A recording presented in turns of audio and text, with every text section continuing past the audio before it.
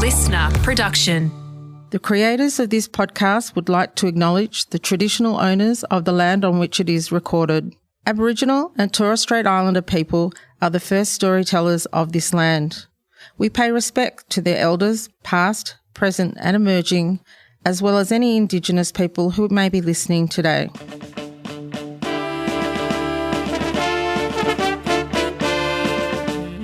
Hello and prepare yourself for the biggest stories in all of Norway. Biggest stories. I'm Charlie Clausen. I am Wil Anderson. Hello and thank you for watching. Now it's my turn. Yeah, now it's your turn. And I am Elias. Everyone relax. Are we mispronouncing it? We've been calling you Elias, but it's Elias. Well, it doesn't matter. That's probably the English pronunciation. I call you Elias because I'm into the wrestling, WWE, and there is a very prominent wrestler called Elias, who's also a musician, much like you. In fact, Elias the wrestler, I imagine would look like one of your brothers, huge and jacked, bearded, jacked. Probably. He has a gimmick where he gets a guitar broken over his head. Has that ever happened to one of your brothers? Had a guitar smashed over their heads? I bet it has. Probably. Yeah, your dad came in with a guitar and said, I'm going to teach you a lesson about guitar safety, and then smash one of them over the head. Smacked in the back of my head.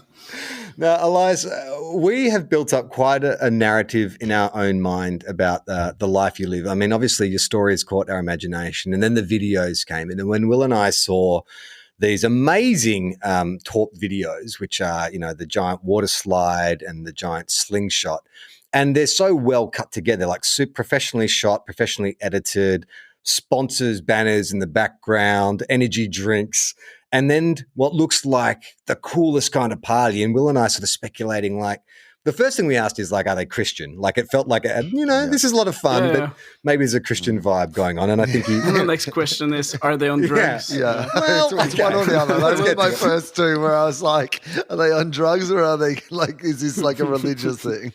But so tell me, like, because you're having these parties for these events, this giant water slide, and there's like heaps of people there and there's like DJs and stuff like that.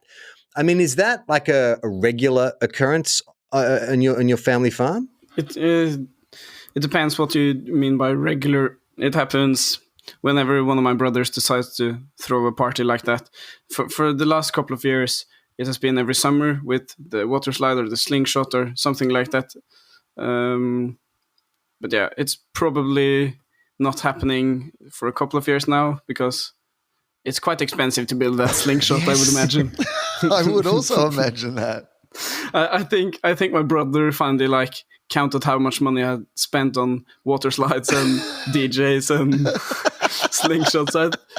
And I think, or maybe more importantly, I think his wife. Yeah, he is also married. I think his wife. Well, can I also probably found out. Can I ask a boring question? As someone who's working in production, public liability. Like, it's fine to build whatever you want on your own property, but the second you have people coming on, like all these like guests and stuff, if someone hurts themselves on the water slide or the giant slingshot or whatever, like, is there some kind of insurance or coverage? Like, how does the local council or government view the giant water slide and the slingshot? Is this something that is approved or is it just under the covers? I think probably for the first couple of years before it got like ridiculously big, it was probably a bit under, what shall I call it? The local government probably didn't know all about it. But then I'm sure they got, once it was a big production and a party and DJs and stuff, I'm sure they've got their papers in order.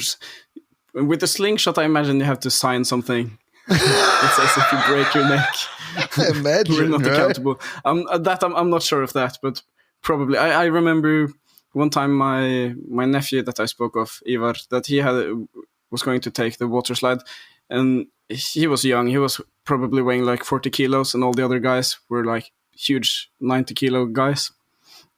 And I remember my brother said to his father, also my brother, I'm not responsible for whatever happens, and then chucked him. I love your family's attitude towards parenting. It's either I'm going to hurt you, or if you get hurt, it's not my responsibility.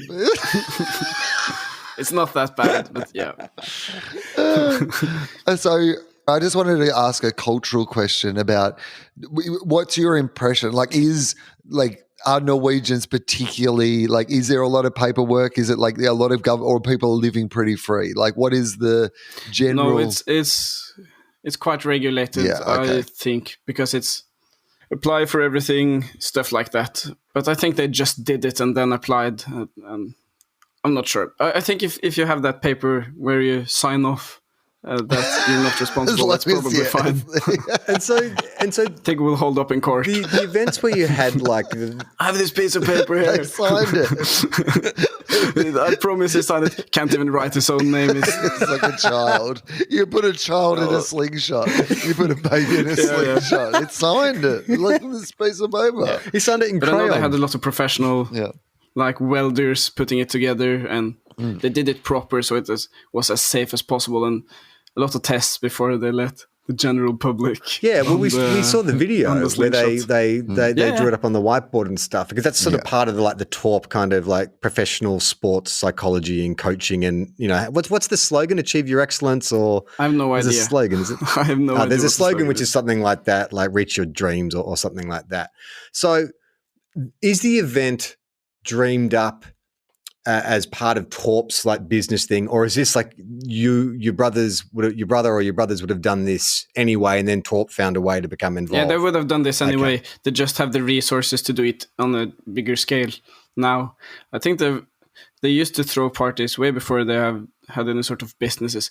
To be honest, I don't really know a lot about the business part of it, because I've just been around when the party is happening and a guy gets flung 30 meters from a huge slingshot. That's sort of the part that I know. Okay. And it's not religious. We haven't actually said this out loud. It's not religious, right? It's not religious. You don't have to accept the Lord Jesus Christ as your Lord and Savior at the end. Because again, I'm totally captivated by this entire thing, but I just want to make it clear it not religious. I mean, right? hell of a way to baptize someone, though, from a giant slingshot. Fling someone into a lake, you're now baptized.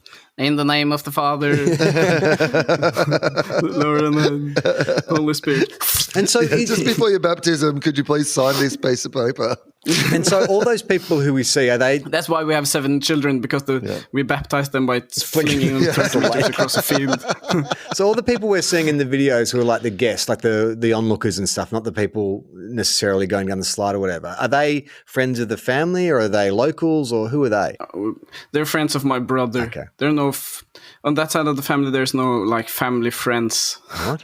There's just At all? Ever? Anyone? No, there's no one. It's quite isolated on the farm. There's no one coming by and eating dinner with us. Okay. Or so there's anything. nowhere to socialize with guys, other families and stuff like that. No, Okay. There is a neighbor farm a couple of 100 meters down the road, but he's a fucking maniac. That guy is threatened to kill an old man and stuff. Hang on. So the farm where they build giant slingshots and water slides is accusing the other farm of being a fucking maniac?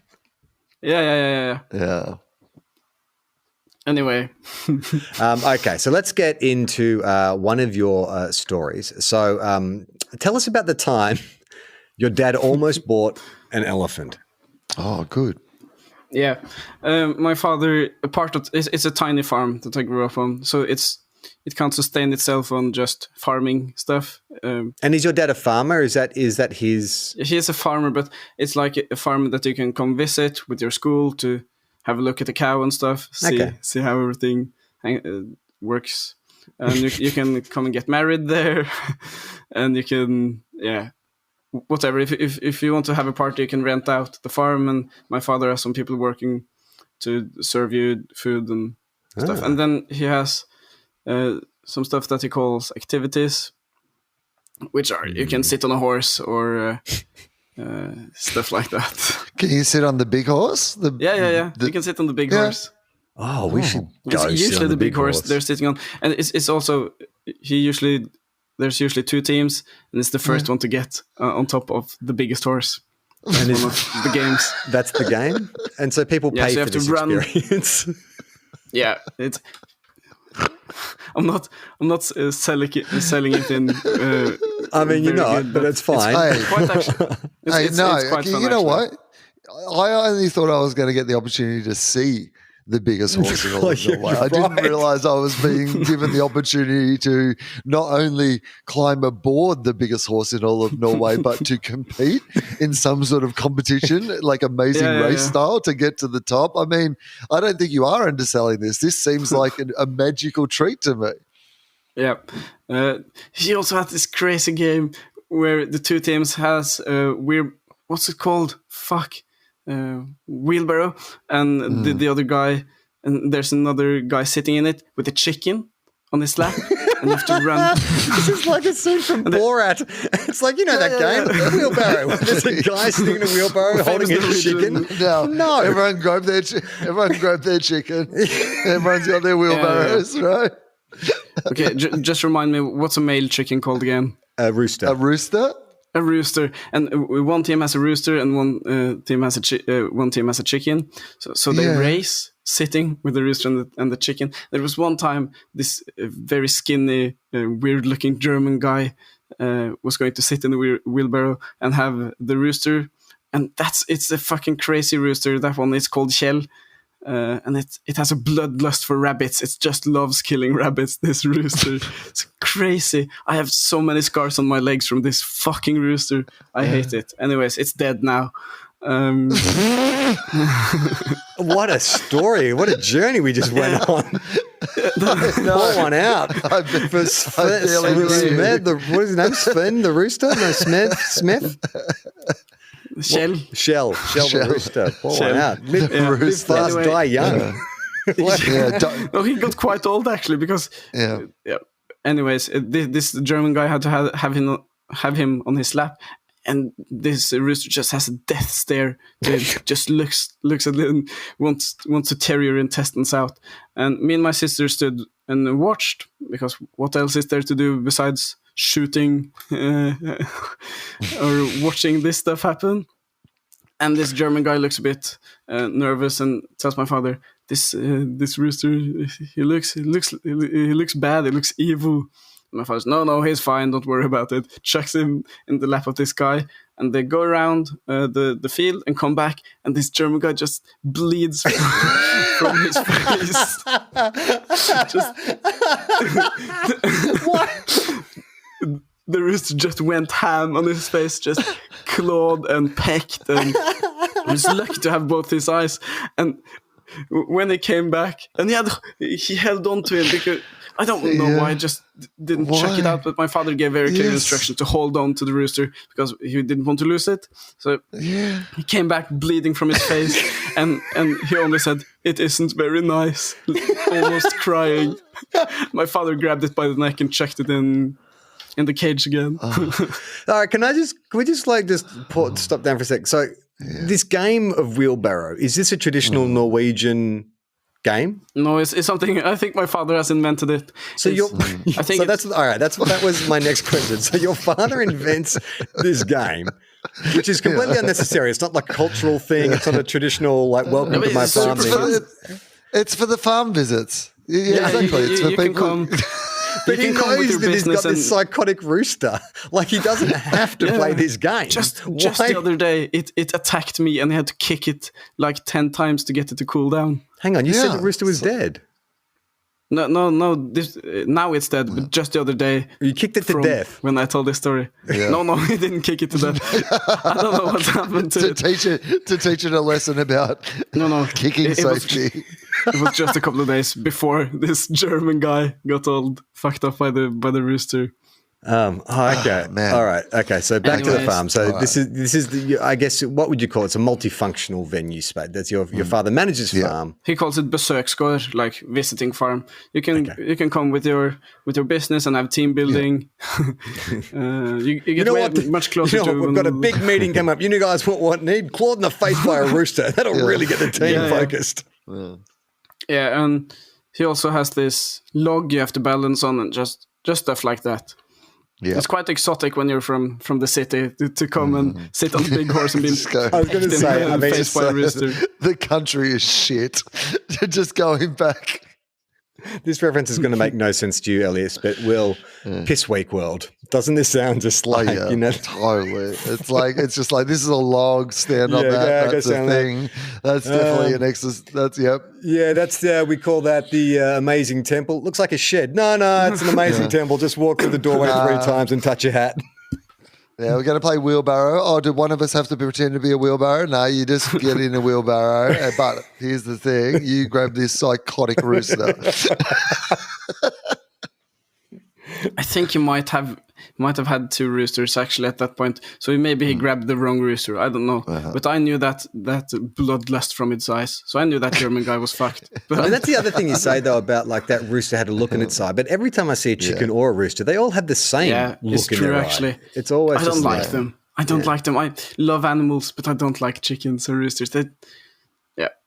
I've never seen a rooster kill a rabbit. I think that would definitely change my opinion of roosters. Also, we had this beautiful black, huge like farm dog, and the rooster just sat on his head and fucking pecked at its nose. Yeah, this rooster is the most horrific thing I've seen in all of my life. And the dog just.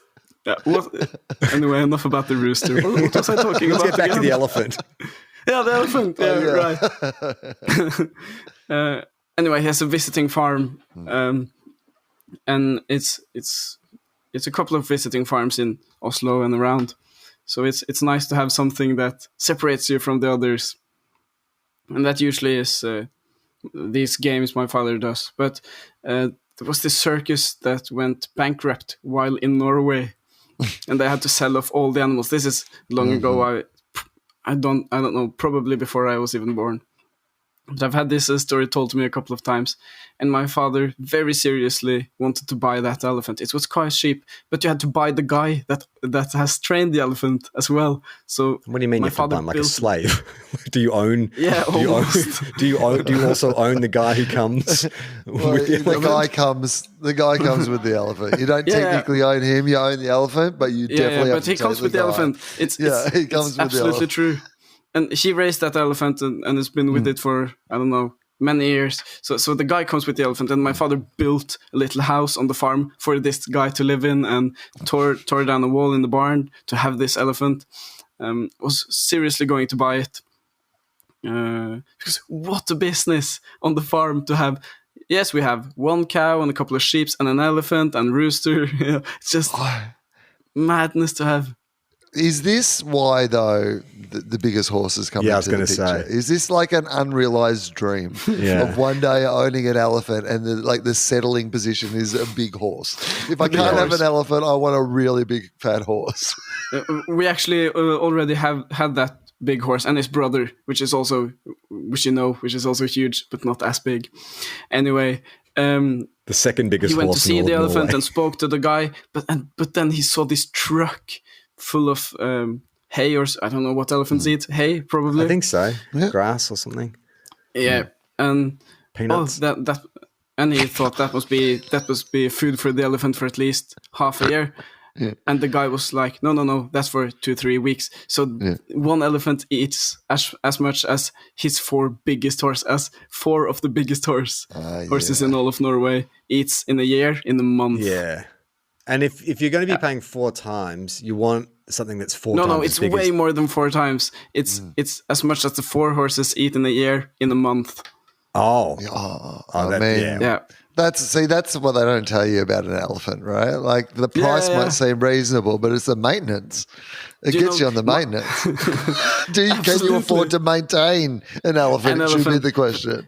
Isn't that like an old story, like the gift of a white elephant or something? Oh, yes, right? Yeah, literally the gift of the white elephant. Yeah. I don't know, but my uncle used to show me the white-eared elephant was not pleasant at all. No, you're not meant to talk about that after the court case. My therapist said I should just leave that suppressed.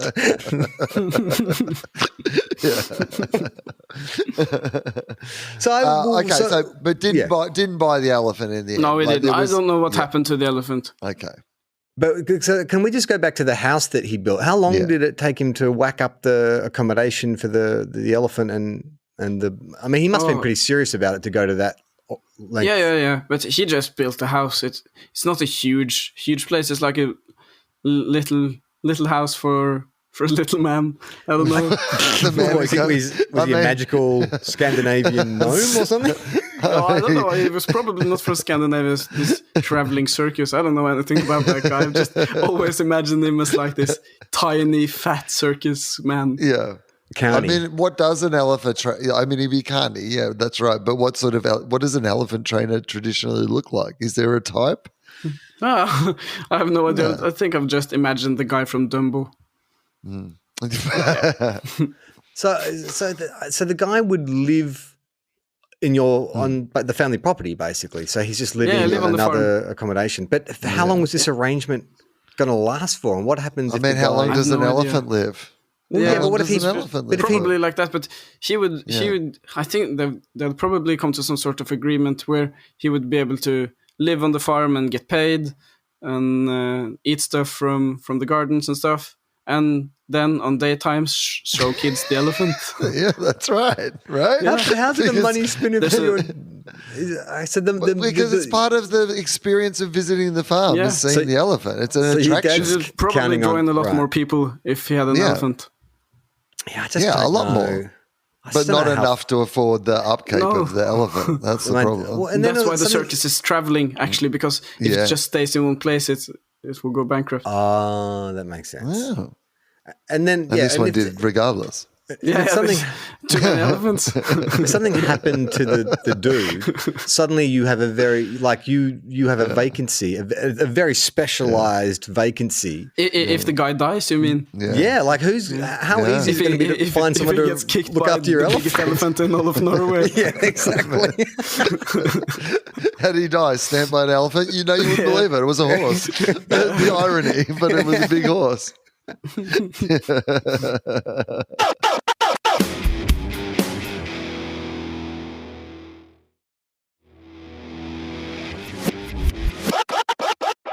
Okay, Elias, let's talk about the story of your grandfather's grave. Yeah. Good. This is a good one. My grandfather's name is also Ivar, which is the same as my nephew, and he's looked at like the chief of the family, right? He's this old guy, but he's still working his farmlands. He got a medal from the king once for inventing something about clovers or something. Well, all right, let's just not brush past this. Okay, so the king of Norway awarded your grandfather a medal? Or what was it? A silver medal. Yeah, a medal of honor. I think it's for called, an invention to do with clover, as in not the an invention, spice? but he revolutionized farming in a way. He's called the Ivar Torp, the pioneer. And what does it do? No, it's not a thing. He just he just invented a way to. He didn't even invent it, but he started technique? Is that farming what we're technique. talking about? Yeah. We didn't. Did it have anything to do with breeding the biggest horses in all of Norway? Was that what the award was for?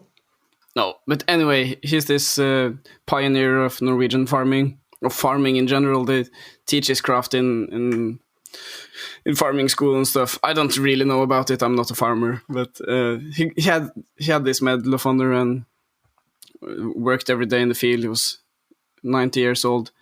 Did he wear the medal while he was working? That would be no. He didn't give a shit about the medal. He was not very fussed about it. That's even cooler. That's cooler than I was imagining. Your granddad just jacked, like just 90 years old, but really like sliced alone, just super fit, shirtless, just like in the field with a king's medal hanging around his neck. But that's even cooler that he just got chucked in a drawer and laid there until the very day he died. What's the average Norwegian's relationship with like the monarchy? Are most people kind of into the monarchy, or do people find it outdated? It's just because we have a great king. He's just a nice old kind man. So people are quite happy with it, and we have some rules in place that make sure they don't they get a lot of money. They do, but that they don't get too much of money. I actually went to school with one of the princesses. Oh, you went to school with a princess? Yeah, with his granddaughter. It's not.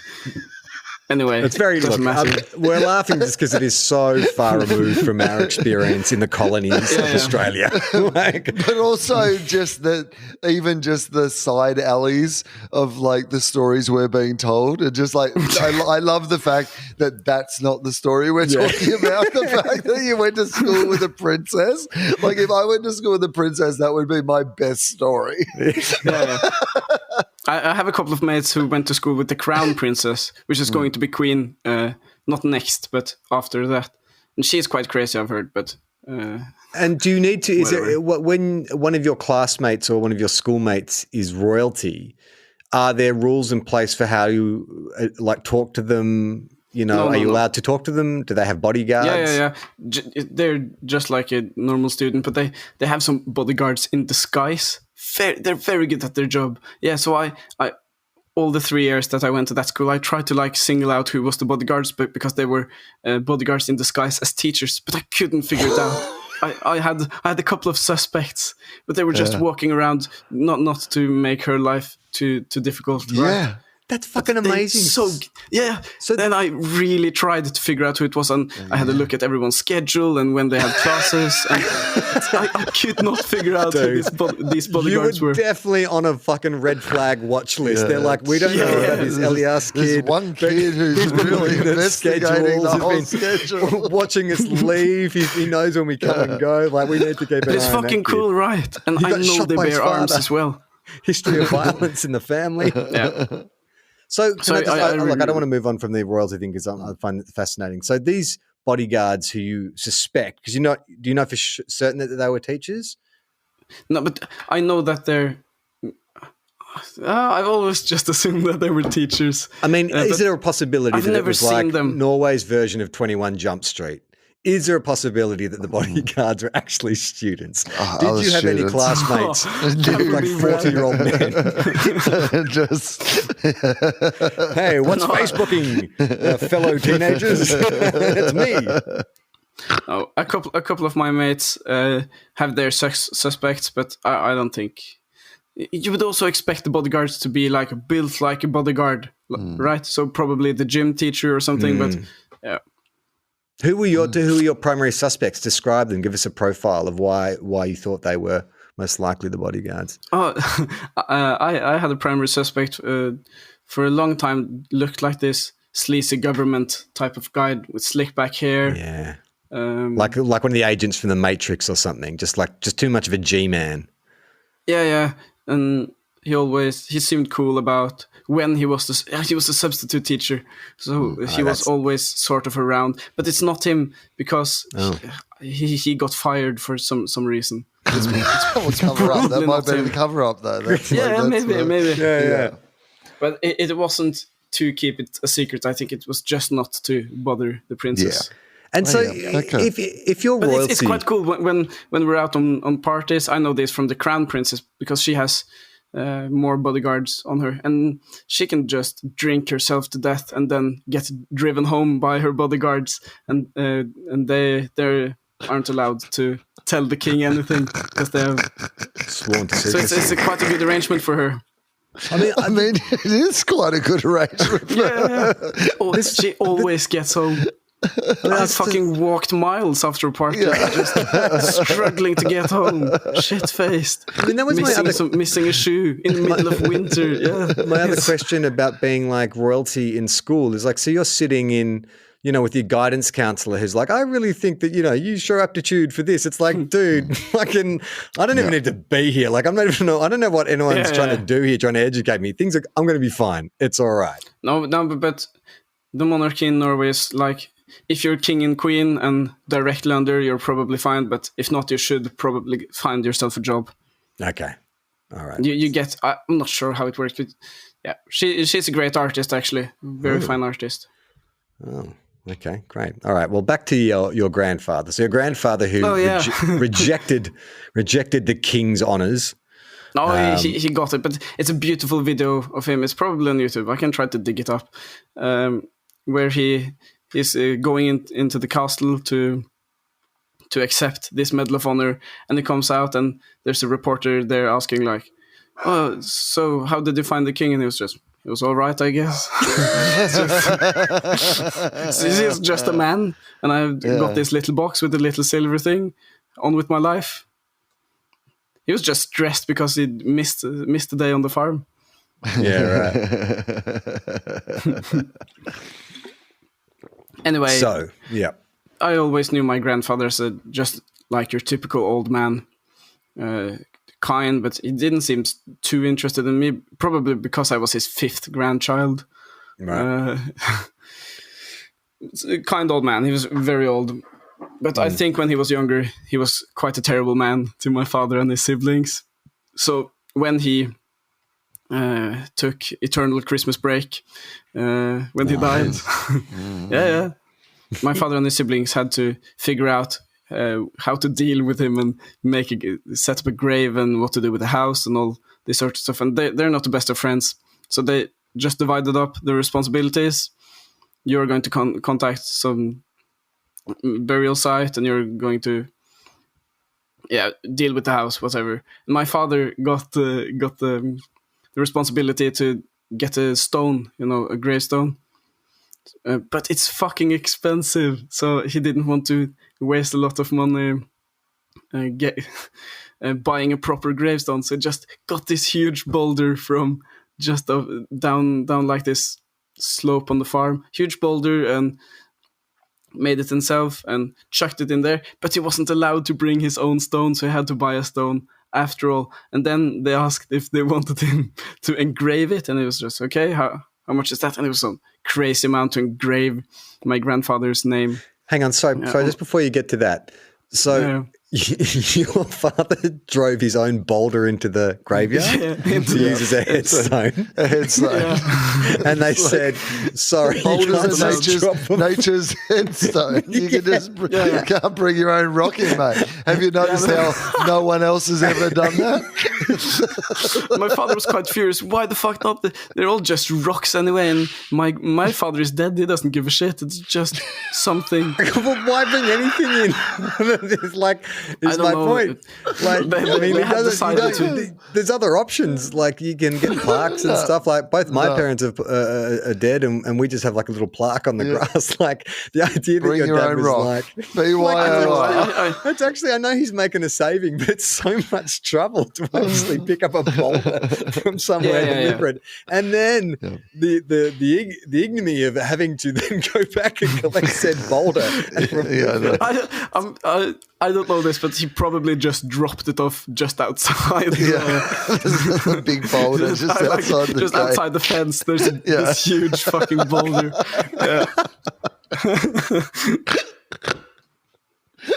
No, but okay. So then he bit the dust and bought a proper gravestone. But then they asked if he wanted to engrave it with his name, Ivar Torp. My grandfather had one wish before he died. He wanted to be buried with his wife, which was already dead. That did not happen. That would have cost more to dig her up and chuck him in with her. So he's buried in a completely different place. Anyway, the boulder feels like overkill now, doesn't it? Based on all this. Anyway, it was too expensive to engrave the stone my father bought, so he didn't want to do it. So he drove back to his old house and took down the little door sign, which said, "Here lives Ivar Torp and Else Margrethe. Welcome in." And he screwed that up on the stone, so that's his little plaque on the grave. But one is a sign saying "Welcome to the home of blah blah." The implication is that they are alive. Yeah. It's just on that the most plain greyest stone you could imagine. Just this little door sign. Welcome in. It's me and my wife. Oh, it's not actually, because that was my last wish, and they did not do that. So it's even rubbing that in my face. Yeah, and it was like that for years until my father's brother got a bit sentimental, I think, and paid for a proper stone with a proper engraving. I mean, it does raise an interesting question, doesn't it? Like, because I've just always taken it for granted that anytime you go on a graveyard, like there is a standard to gravestones. But I guess ultimately, like you can put anything there. You've paid for that little bit of turf, that patch. You can. That was exactly what my father said when he brought the boulder, right? Like your dad, I might This just is go my shoot my daughter square in the meter second. of land. I mean, it's 100% when I was hearing that story, I was thinking, yeah, I reckon Charlie might try this. But I actually wouldn't mind. When I'm dead, I don't give a shit. And there was But no, anyway. because your grandmother's buried there. I was going to say there's no discussion about burying him on his land. That was never something he wanted. I don't think you're allowed to do that, are you? You can't just bury people on don't think properties, so. can you? Can you? On my No, I don't think you can do that. I just, guys, Then you sell the place and just got to go out back. I mean, go back with the shovel. next episode, I'm covered in soil. It's like you can see police lights flashing through my window. Yeah, Well, if you I learned the hard way. If you sell the place and the people that buy it want to build a basement or something, they just dig up this corpse. Well, back when I had a dog, because he used to bury bones all the time, I used to think, we're only renting that place. I felt bad for the next kind of, people who took over the lease because there are so many bones buried in that backyard. And surely it would give you some pause. I mean, I'm sure you'd naturally get to the dog thing, but if you were just doing some gardening and then you just see like a thigh bone come up, it does give you a pause. Yeah, right? now that you've said all this out loud, you can probably realise why they don't let you just randomly bury people, right? Yeah, that's right. The designated piece of land. Yeah. But you don't actually own that. That was the thing with the boulder. You don't actually own the square meter of land. You rent it, so you constantly have to pay. And the moment you don't pay, they chuck the gravestone out. Oh, right. Okay. Yeah. So, and then can bury anyone else they want on top of your. So your grandparents could have a threesome if they wanted. I mean, like it's a bit late, but they could get to it, right? No, but they're not buried in the same place, so they could. Yeah, they're not that's together. right. That's right. Oh God. That's the problem with that scenario. That had nothing else. Yeah. Elias, thank you so much for joining us again for the biggest stories Yes, thank in all you, of sir. Norway. We have more stories to bring you next week. But for now, I'm Charlie Clausen. I'm Will Anderson. And I'm Elias.